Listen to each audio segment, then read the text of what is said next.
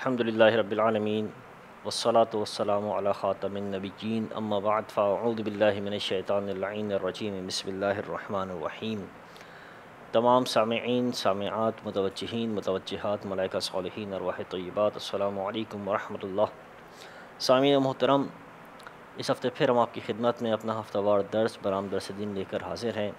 اس درس میں ہم اپنے شیخ محترم جناب سید محمد اطہر علی ہاشمی مدظ اللہ العلی کی انتہائی مایہ ناز تصنیف میرا پیارا دین اسلام سے ایک موضوع لے کر اس سے متعلق شرعی احکامات آپ کی خدمت میں گوش گزار کرتے ہیں۔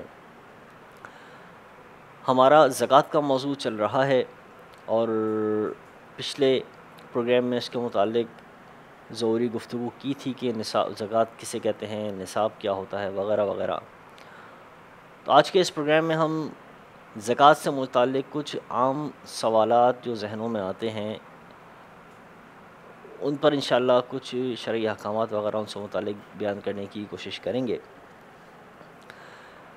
سوال یہ پیدا ہوتا ہے کہ جب زکوٰۃ کے مختلف نصاب ہوتے ہیں، سونا الگ ہے، چاندی الگ ہے، جانور الگ ہیں، مال تجارت الگ ہے، تو جب مختلف نصاب موجود ہیں لیکن جب تھوڑے تھوڑے سارے نصاب جمع ہوں اور سب علیحدہ علیحدہ نصاب کی مقدار نہ پہنچتی ہو، لیکن تھوڑے تھوڑے ملائیں جب ان سب نصاب اکٹھا کیا جائے تو ان کی نصاب کے برابر پہنچتے ہوں تو ان کے بارے میں کیا شرعی حکم ہے۔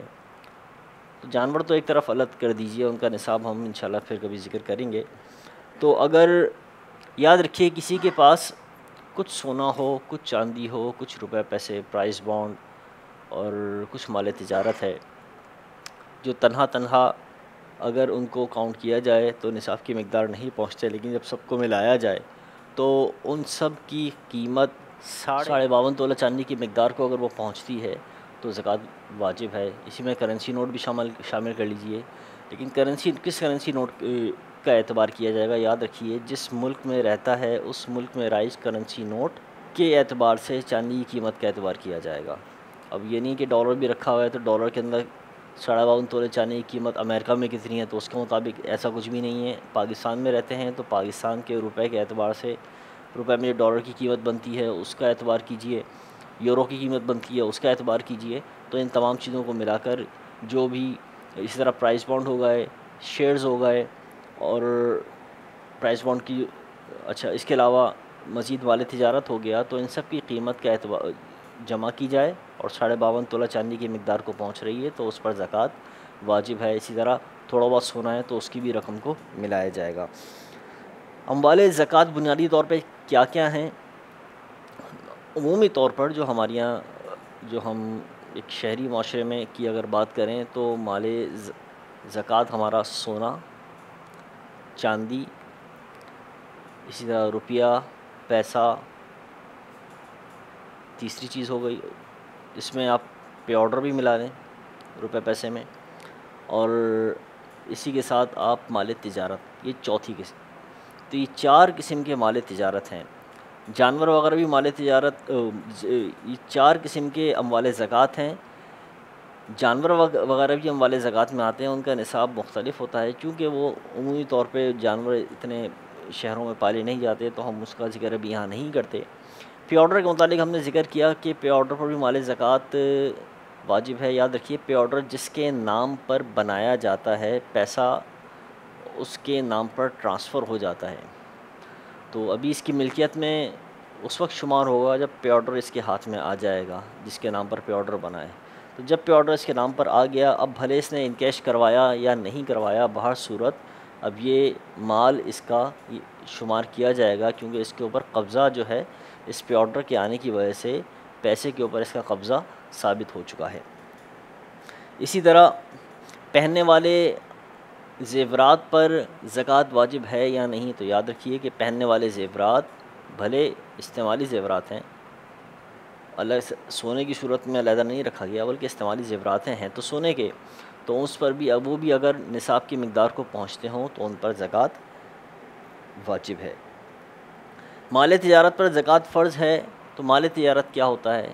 یہ ایک سوال پیدا ہوتا ہے کہ مال تجارت کیا صرف وہ لوگ جو تاجر حضرات ہیں، کاروبار کرتے ہیں، اپنا بزنس رن کرتے ہیں، تو یا کوئی نہ کوئی کاروبار کر رہے ہیں، کیا انہی پر مال انہی کے مال کو مال تجارت کہا جائے گا، یا کوئی اور بھی ایسا مال ہے جس کو مال تجارت کہا جا سکتا ہے؟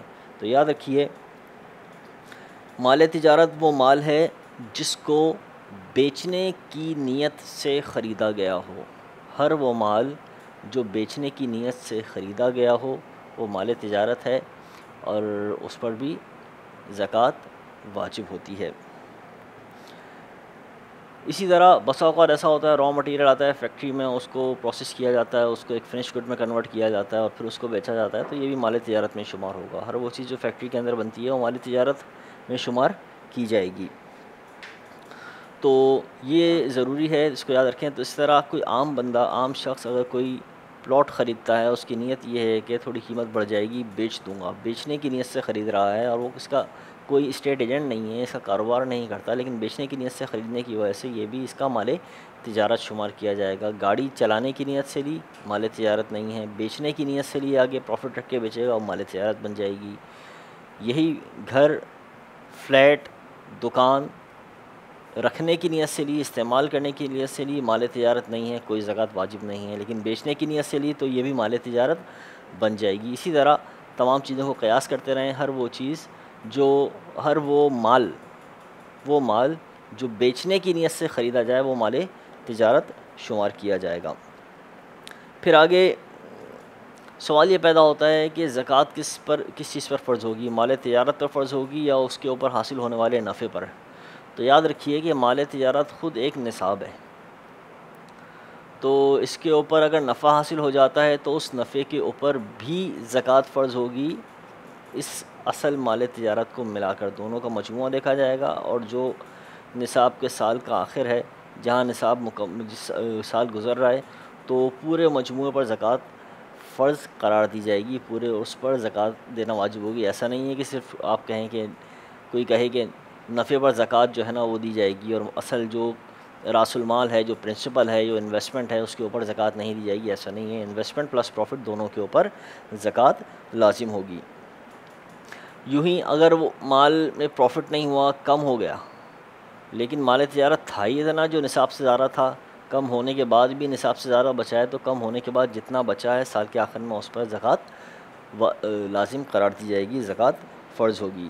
تو یہ زکوٰۃ سے متعلق ضروری کچھ احکامات تھے، آپ کی خدمت میں ہم نے گوشت گزار کی۔ اللہ تبارک و تعالیٰ سے دعا ہے کہ ہمیں ہمارے مالوں میں تزکیہ عطا فرمائے، ہمارے مالوں کو ستھرا فرمائے، اور درست انداز سے ہمیں اپنے جو احکامات ہیں ان کی تعمیل کرنے کی توفیق عطا فرمائے۔ آمین بجاہ النبی الامین صلی اللہ علیہ وسلم۔